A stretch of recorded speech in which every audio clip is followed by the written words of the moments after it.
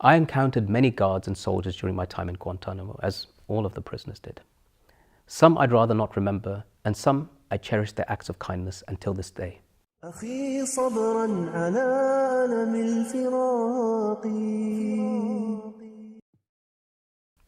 One of these soldiers was Albert, or Al as I knew him. His accent reminded me of the gangster movies from Hollywood, but he was nothing of the kind. He would try and bring a smile to my face when I was down. In solitary confinement, we would often talk about politics, faith, history, and family. Sometimes he'd sneak in a DVD player and show me a film. That's how I first ever saw the film Snatch, and I laughed all the way through it alongside Al. All of this could have got him in big trouble. He wasn't a Muslim, but he respected Islam and he wanted to learn the Quran. And he wanted to learn about Islam too.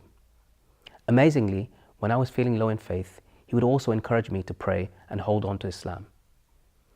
We'd often talk about visiting each other once we were free. Sadly, America is not ready to welcome former Guantanamo prisoners onto its soil, even if Albert is. But America isn't my teacher. Albert came to Britain several years ago. My son and I went to collect him at the station, and it was surreal. We walked the streets of the so-called no-go zones in Birmingham in the heart of the Muslim community together. At restaurants, we'd find people had paid our bills because Albert was my guest before we even got to pay the bill. Albert wanted to buy Pakistani national dress, shalwar qameez, so I took him to the Islamic store to get one. He came to the local screening of my film, The Confession, and when people saw him embrace me at the end, they all stood up and began to clap, and some cried.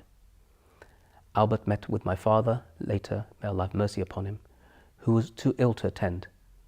That night, my wife cooked for Albert and me.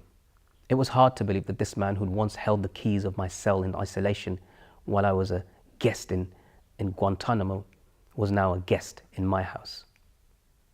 Before he went to sleep that night, I told him, Albert, you are most welcome here, but this night I have the keys. Allah's beautiful words came to mind.